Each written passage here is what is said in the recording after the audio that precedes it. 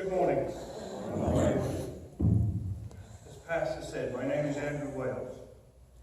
I was born in 1962 in a small town named Minster on the Isle of Sheppey, which is just outside of London in the Thames Estuary.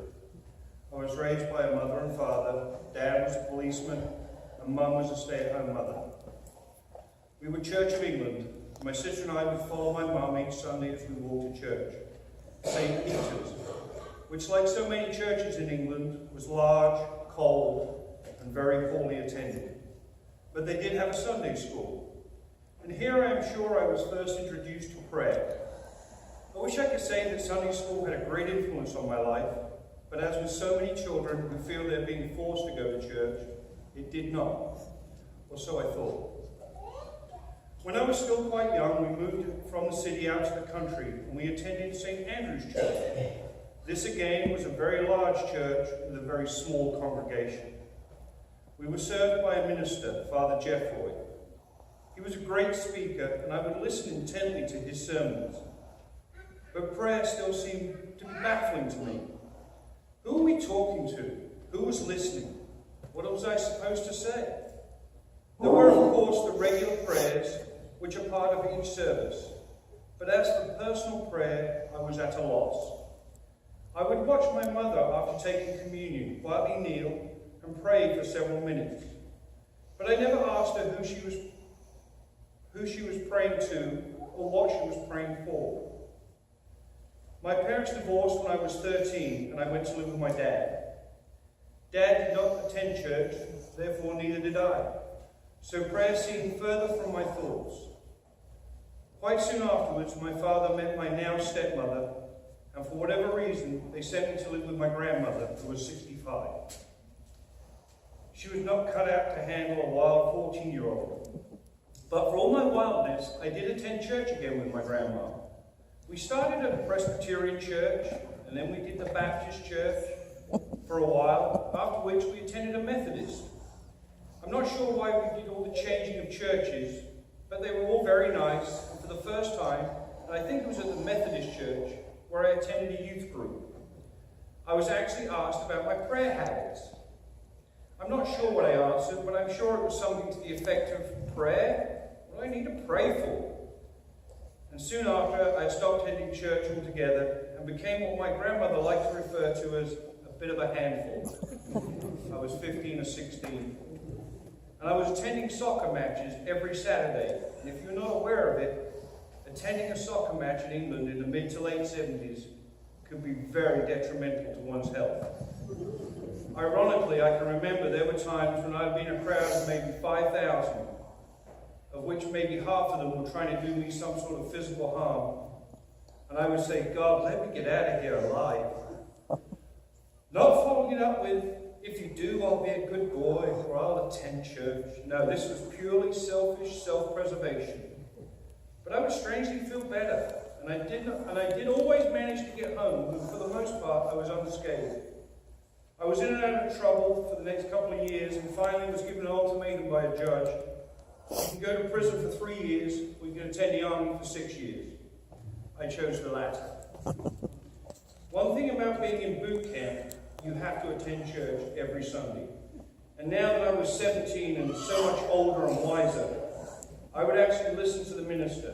I would actually think about prayer, thinking back to the soccer days. Did God hear me? Did God protect me?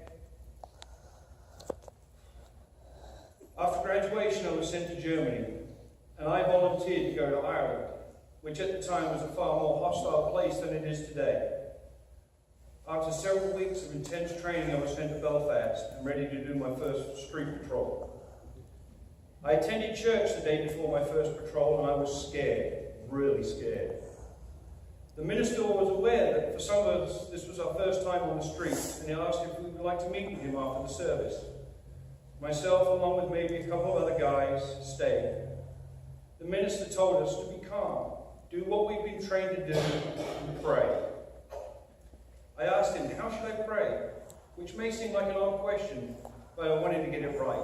I felt like my life might depend on it. He looked at me and said, how do you talk to your best friend? How do you talk to your parents? God is your best friend. he is your father. Sorry. He said, there's no right way or wrong way. Just find yourself a quiet place and just talk. God will hear you. God will listen. That evening I prayed, and I prayed a lot. The next morning, still scared, I left my barracks and patrolled the streets of Belfast. But inside, I felt better than I felt the day before. I would pray every time I went out, and I would pray like I was talking to my best friend. A friend who will always listen, who will always understand, and will never judge me. I was by no means a regular church person, but that experience did make me ponder religion from time to time. In April of 1982, the Argentines invaded the Falkland Islands in the South Atlantic. My unit was not involved, but once again I felt compelled to volunteer.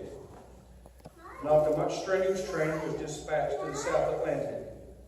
A cruise ship whose occupancy was normally 1,100 passengers of crew was sequestered to transport military personnel. There were 3,500 of us on the boat. There was no crew. After a 2 weeks voyage, which consisted of eating, sleeping, running, and weapons drills, we were all ready to go ashore.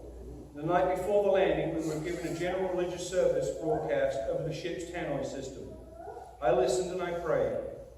The next morning, I was transferred to a landing craft and was ferried to the shore in a 7.5-ton light tank which I drove. About 200 to 300 yards from the shore, an Argentine jet flew over us about 50 feet above us. The sound was deafening. I was scared. I was terrified. I prayed. I prayed like I'd never prayed before. Doors opened. I put my tank in gear and I raced ashore. I was scared, but inside I felt better. Not because I was safe, but because I'd spoken to my best friend. And somehow he made me feel better. It's funny, isn't it? It's funny how we know how to pray when we're scared, lost, or sad. I left the military in 1984, moved to the United States. I married and had 3 children. We attended a church. It was a Presbyterian church. But life just went by. Although I was attending church, I was not a very religious person, and slowly got out of the habit of attending, and also got out of the habit of praying. Hey, haven't we all at least lost one best friend? In 2001, my mother passed away from cancer. I flew back to England for the funeral. I can remember being in the church and I prayed, and I'm sure many of us have prayed this way. Why? Why my mother? Why in such a terrible way? Why? For the first and possibly the last time, I didn't feel better. I was angry. How could my best friend let this happen? Why wouldn't my best friend help her? Why didn't my best friend explain to me why? Soon after this, I got divorced. And I moved to Pennsylvania where I married Judy. And do you think I said thank you to my best friend for that? No, because I was still angry. Judy and I were not church regulars, but we did attend St. James for a while. But that didn't last too long. And we became everyday people without a church.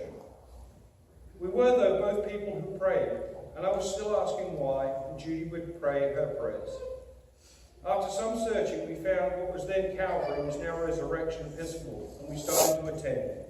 We were excited to have found a church that felt us, and we were soon involved with the choir and then with the vestry.